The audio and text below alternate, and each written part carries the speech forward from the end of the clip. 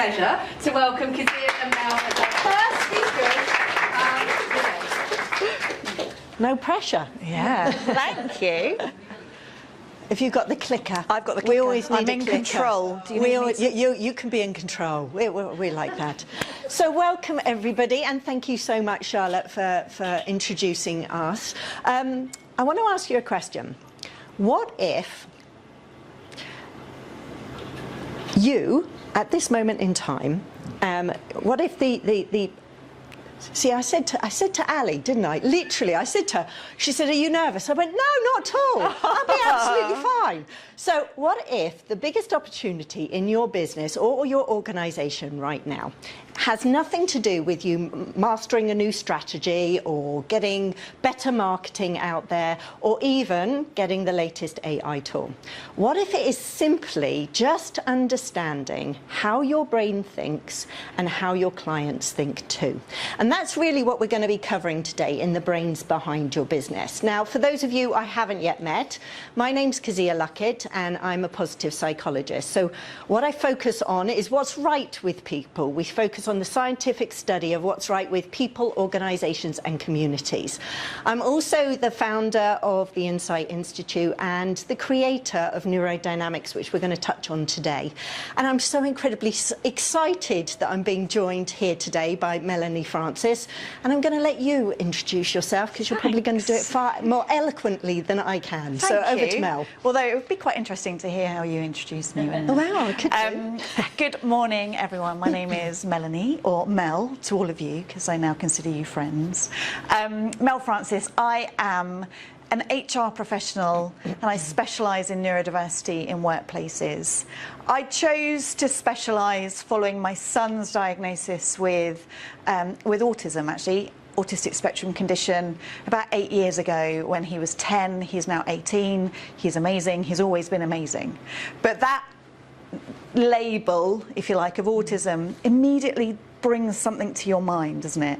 And it may be, you know, your version of autism, I can undoubtedly tell you, is completely off from where he sits and others. Now, when he was diagnosed with autism, I decided that I needed to learn what this was because I didn't really know what it is. How come he's got autism? He's different to the other kids in his class who have autism. And that is the point. And that's what I learned. And what I quickly did was stop learning just about autism, this tiny part of neurodiversity, and started to learn about our brilliant, unique brains. Because we are all neurodiverse. Our neuros are diverse. Sometimes that phrase can really jar with people, and I get people challenging, going, excuse me, I think you'll find we are not all neurodiverse. We are. You know, we are all neurodiverse because we all have billions of brain cells connected in billions of different ways. That means that we are brilliantly unique. I'm different to all of you. You're all different to me, and that's the point of neurodiversity. But sometimes we get so into the individual label or traits that we miss the broader brilliance of what's going on in our brains. And so what I wanted to do was to bring that back into my profession of HR and talk to workplaces and go, this is what's going on. This is your talent. This is why it's really important that we understand it, because we all think differently, we all learn differently, we all communicate differently, we all solve problems differently, and collectively, that really makes a difference. And our different brains bring different strengths and different challenges. And so, you know, these are some of the things that we commonly see as really positive attributes when we talk about neurodiversity. But all of the criteria for the diagnostic is based on negativity. It's based on are you bad enough to be able to be diagnosed with this particular condition? Are your challenges so significant that we can tick the criteria to get to the diagnosis? We don't always talk about the real positives because they're not part of the diagnostic process. And then we talk about women, and I thought it was really interesting to just give a little bit more of the research where neurodiversity and women is concerned, because we are, firstly, brilliant at masking. You know, we go through most of our life being able to mask how we feel, or how we behave, and particularly when we're with other women. And this starts at such an early age that we mirror our peers, or we try to fit in with those who are around us. And as we start to get older, when we get to perimenopause stage and our estrogen levels are starting to drop, they're then bumping up against our dopamine levels, and you know, we're less able to mask and maybe cope with some of the things as we're getting into those, you know, that changes in hormones as we're getting later into our lives, and as some of us will know, the fun and games that come with perimenopause and menopause. This is about our brilliant brains and those changes. And what I was really delighted to be able to do is to speak to Kez about the brilliance. So it was really lovely to bring together positive psychology and start to think about what if we could better understand how people naturally think, work and contribute. And so it was lovely to collaborate and have these conversations which have really, you know, helped to progress with NeuroDynamics, but that's really, you know, the baby of Kez, and where I hand over thank you. Thank to you. be able to bring that to life.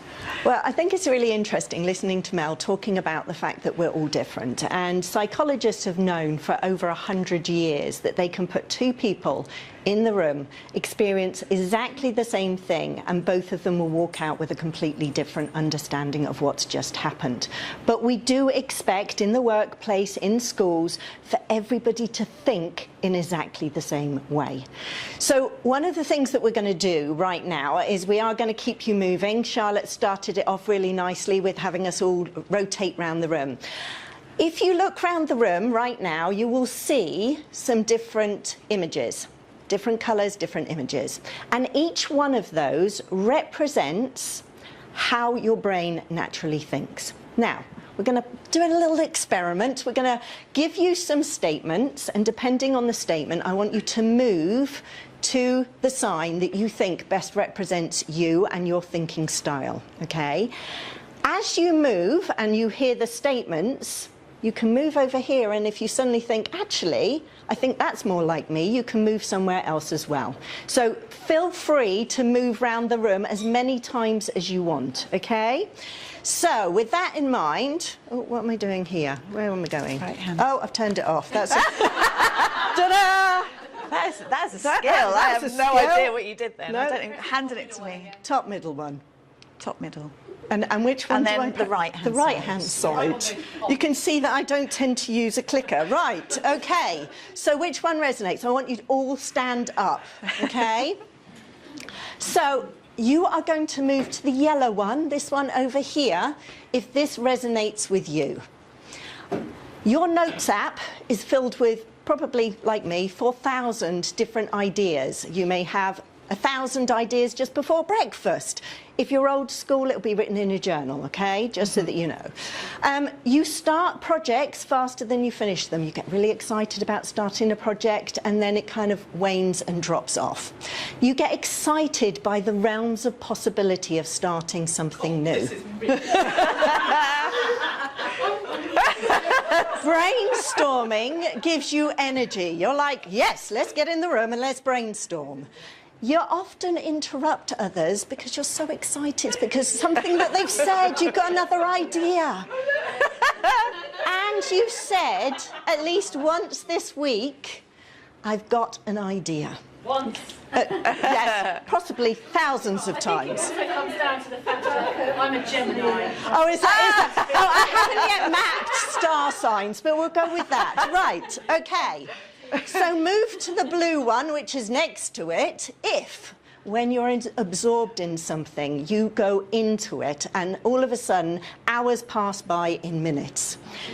You lose, these ones are like, yeah, we might need to move. You lose track of time regularly.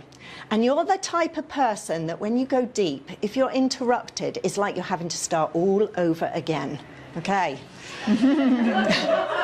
You enjoy mastering one thing deeply, and you prefer depth. You want to go deep in something rather than you want to be snappy, like these ladies probably over here. And you work best in a state of flow. So if that's you, you need to head over to the blue. Right, orange, where are we going? Orange over here. You notice when someone isn't okay before they've even said a word. Okay? You can sense the atmosphere change in a room before anyone has said anything. You can move as many times as you want. That's fine. Yes. Go bounce between them. Yeah. Okay? Relationships matter more to you than efficiency. You often become the unofficial counsellor. People tell you their life history before you've said a word. Conflict affects you deeply. Okay, they're all going, yes, most definitely. It keeps us up at night. And you can quickly become all peopled out. Yes. Yes. Right. Move towards Jasmine, but don't hurt Jasmine over there. If you need to know why something matters before you take action. And when you take action, you are literally flying ahead towards that goal. Okay? You often outwork those around you. Okay? So again, if this is you, move over there. You are inspired by purpose, meaning, and something that genuinely interests you at the end of your goal. If it doesn't have that, you can't be doing anything, okay? I'm going to say this one thing with regards to this one. People will often describe you as determined, driven, and potentially a high performer. Okay, so people are like, yeah, I want to be known as a high there's performer. no one left here. They've all left. Right, move to the green. Move to the green if details matter to you. It's about details, quality, precision. You notice the mistakes that other people miss. If you're handed a document that's been checked 3 or 4 times, and you're the one that goes, actually, we've just noticed this is missing. You enjoy improving systems. And you'd rather do something properly than quickly. You're the person that gets really frustrated by those fly by the seat of your pants type of people. She's like moved in every single one so far. We're doing well. Quality to you is more important than speed. Yeah? And then last but not least, people often come to you to ask you to check their work. Okay. Oh. So you're not sure? I'm everywhere. Just stand in the middle. Just stand in the middle. Yeah. Right. So one of the things that I will say is, if you've landed somewhere, just remember what colour and image that you have landed on and come back to your seats, okay? You look so disturbed. You can be. Which one do you mostly resonate with? You don't have to. You can be lots. I'm just going to recheck. Okay. You can be rechecking.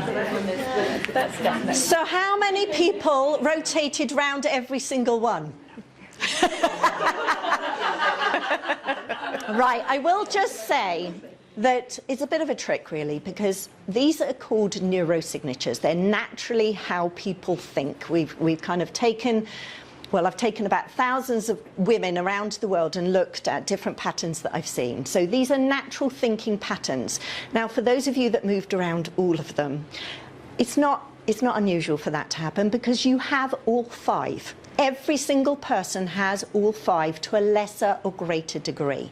The thing that really matters is to you as to which is your natural operating style, which is the way that you naturally think, lead, create and perform, is the dominant neurosignature. And it will be one of these. We have had only one person who has scored 5 on all 5, okay? And for her, she is able to choose which one she leads with depending on the situation. The same really applies to you, but you will have a natural preference, okay? So those are your neurosignatures, and I'm going to take you through them a little bit more in depth so you can understand not only how your brain naturally thinks, leads, creates and operates, but also what you need to be able to thrive. Because if you think about your own business, or maybe the clients that you're working with, or even the organizations that you're in, often the environment is set up for one type of thinking style. And we've seen this. If we think of your son and neurodiversity, we've seen this happen where people try and squeeze themselves into an environment that doesn't actually work for them. So, well, let's just move on. Those that were yellow, where are my yellow ones? I'm a yellow as well. This is known as NeuroSpark. You are the person that will have 1,001 ideas before you've even had breakfast. Your mind is bouncing off through the conversations that you've probably had today. You're able to connect, you know, a research paper that you read back in university to a conversation that you had to a problem that you've got at work and come up with a solution. And it's really about fresh ideas and creative thinking. People that lead with NeuroSpark, they're more likely to be the innovators because they can see realms of possibility that many other people can't. Now, if we're thinking about environments that we need to be able to thrive, we need to have the freedom to explore those ideas, because until you can work it out in your head, and I know, Charlotte, you're far better at this than me. I tend to be like, you know, verbal diarrhea when I get the ideas. They come and they come thick and fast, and before I know it, it's kind of coming out. You need the freedom to be able to explore your ideas, and you need to have an environment that's set up where you're safe to be able to share those. Because if every time you come up with an idea, somebody shuts you down, you're not going to stop having ideas, you're just not going to be able to verbalize them anymore. And you're interested in solving problems. Now, the biggest problem for people that lead with NeuroSpark is they can often be considered to be scattered. You know, it can look like bright shiny thing here, bright shiny thing there. You get that? Oh yeah, yes. And it can look like we're distracted, and we're not. It's just people can't keep up with the thought processes that we're having. So, as I say here, in reality, we're generating thousands of possibilities from that one conversation. So if you work with someone who's NeuroSpark, or maybe your partner is, maybe your clients are, being able to create an environment that they're able to have those ideas and they're welcome is really important. The next one is NeuroFlow. Who was the blue down the bottom? Yeah, Millie and Ali. So this is all about deep, immersive, reflective thinking, okay? And one of the biggest things that you need, I lead with, well, NeuroFlow sits in my secondary position, is I need uninterrupted time to do my best work. As soon as someone comes in, normally my husband, because I work from home with a cup of tea, that's it, state's broken. And research shows it takes up to 23 minutes before you can get back into that state of flow and do your best work. So you imagine if you're working in an organization right now with the constant interruptions and the open plan office and the back-to-back meetings, a lot of people are never able to get into that deep state of flow. And when they're not, it can look like inconsistency on the back end. It can look like they're slow, it can look like they're disengaged, and actually they're not. They just haven't got the conditions that they need to do their best work. So you definitely need to have uninterrupted time. If you haven't blocked out uninterrupted time, you need at least a 90-minute slot to be able to do that. Okay, so that's NeuroFlow. How about where Jasmine is, the drive? Yeah, we've got a lot of drivers in here. Mm-hmm. So this is all about purpose-driven, and that's really important, purpose-driven, momentum-focused, and they're determined and really focused on where they're going. And neurodrives can motor like nobody else, but only if they've got purpose, meaning, and a sense of interest on that end goal. If that's not there, they can't motivate themselves to move. It's like an on-off switch. It's either on or it's off. And what you bring to a team is that direction, that motivation. Once everybody's decided where you're going to go and what you're going to do, you're like, right, let's go. And you're the one that's going to help drive it, bring it to fruition. But you have to have a purpose that's clear. You have to have a sense of understanding, a meaning, and interest that sits towards that goal. If you haven't got that, forget it.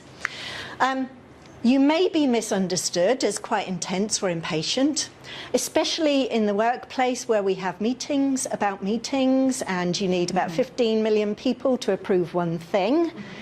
That can frustrate you. And you're not normally frustrated with people, you're just frustrated with the speed that it takes from here to here. And the one thing that I will say, this bit at the bottom is really important. Once you've committed to something and it feels meaningful, very few people can match your determination and the pace. You're the one that often says, you know, I can outwork everybody in the room, and people struggle to keep up with you, and that can sometimes be a problem when we're thinking about it from a team perspective. And then neurosense over there, the orange one. A lot of neurosensors kind of went over there.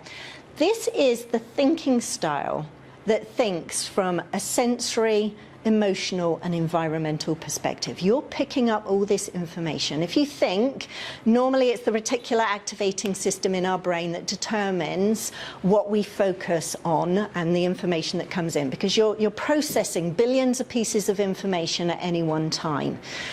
For the neurosense, it's not that they're processing more, it's just more is in their conscious awareness. And they're the people that literally can walk into a room and they can sense the tension before anybody in the room has said anything. They're the people that become the unofficial counsellor. Neurosense, funny enough, in our research is the #1 neurosignature that we actually have. A huge amount of people lead with neurosense. And many of them have been counsellors to everybody and anybody since they were knee-high to a grasshopper. Okay? You may be misunderstood as being too sensitive, and the reason is you're taking in all of that information, and sometimes it can become really overwhelming. And the reason being is you're literally taking in information. You notice things that other people just miss. Neurocrafts, the green one. Did we have many neurocrafts? Okay, we had quite a few.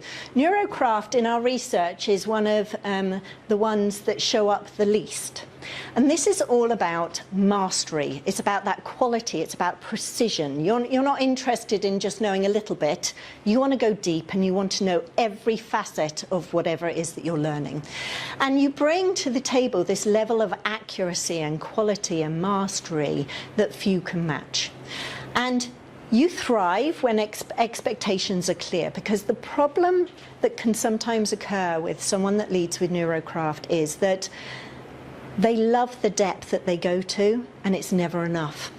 And often your best work can be sitting on your laptop for years because you don't want to let it go, because there's always something extra that you can add to it. I'm seeing some nods there. Okay? So you thrive when excellence is valued over rushing. And if we think about the modern workplaces, oftentimes we're rushing through, we're trying to get things done quickly. That doesn't work for someone that leads with Neurocraft. This is about mastery and being motivated to get things right, not just get things done. Okay? So all of these things, how are we doing for time? 5 minutes. All of these things, you have all 5.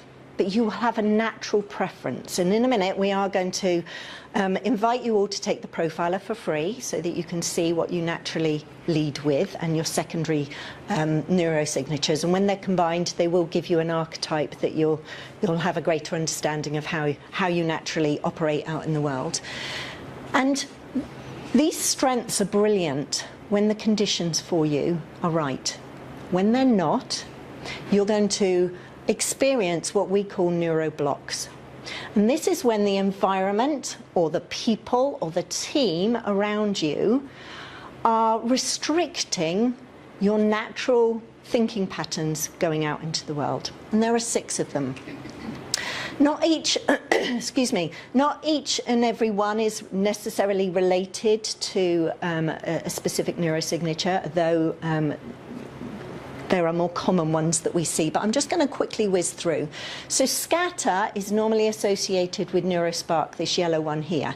If you imagine you're having all of these ideas and they're coming in thick and fast, the scatter pattern happens when we can't land them and we don't have a procedure or structure that would allow us to take the idea and work through it to bring it out to completion. I've trained my AI now, interestingly enough, on all of this. And recently it said to me, you have been in the scatter pattern for 2 days, you need to walk away from your computer. Okay? That's how it gets. You're just like, yeah, but like this idea is leading to this idea, and you just can't land them.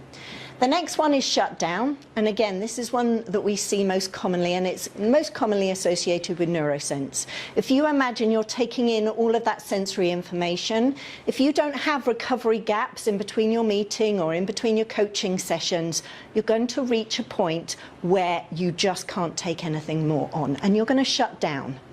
Okay, so it's really important, and we haven't really got time to go through this, but people that lead with neurosense, you need to have recovery gaps in between your clients, because otherwise what happens is when you get into bed at night and you finally got a chance for your brain to go, I can process this information, you start processing absolutely everything that's happened during the day, and then you can't sleep.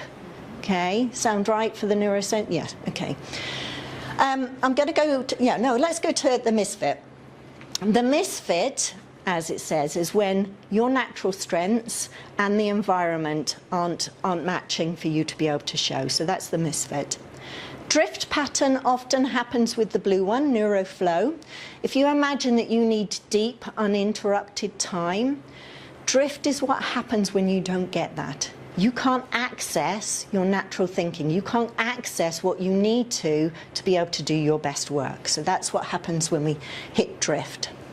Overclocks, normally associated with the red one, the neurodrive. If you imagine that you are motoring towards that goal, you don't have an on-off switch. And often what will happen is your body and your mind will try and give up long before your motivation will. And overclock is really what happens when you are sustaining that activation without a gap in between. Okay? And then last but not least, Mel talked about this earlier with masking. Many of us, especially women, have been masking from a very young age. It's a learnt response. It's basically saying the way that you naturally operate is not welcome here. And what happens when we're masking is we're running 2 systems simultaneously, which is exhausting. We're running our natural thinking pattern, and then we're masking over the top. And that, over a period of time, becomes absolutely exhausting. Now, all of these can show up, and when you get your report, you'll see active, moderate, and low. And you might be surprised to see that quite a few of these are activated right now, and it's just about thinking how you can support yourself in the environment that you're in to be able to allow your natural neurosignatures to show. So with that, I know Charlotte has said you've all got your apps. In your apps, if you haven't, even if you scan this is going to take you through to the app, and it's going to invite you to take the Neuropositivity Profiler. And I set this up and created this because my daughter was diagnosed as being ADHD at age 20. And what they said to me while we were going through the process was, I asked what was next, and they said, well, it depends on how bad her behaviour is. Mm-hmm. And my viewpoint was that no child of mine, or anybody for that matter, would ever go into a workplace and not have a common language that didn't make them feel like they're othered or make them feel that they're excluded. So this is a common language that we can all use to be able to have that inclusion within the workplace for every single mind for how they think. So on that note, we're dead on time. But if you go into the app when you get home that Charlotte sent out to everybody, you will be able to take it. Any problems that you might incur, give me a shout. But what you'll see is your dominant neurosignature, the one you naturally lead with, and then you'll see your secondary. We've only ever had one person, as I say, come up with all 5 as their dominant. And at the moment, in the research that we've done, neurosense seems to be the one that's, most people are showing up as, with the shutdown as the most common neuroblock, for your information. So with that, I'm going to hand back to Charlotte. Lovely. Let's show our appreciation. Thank you.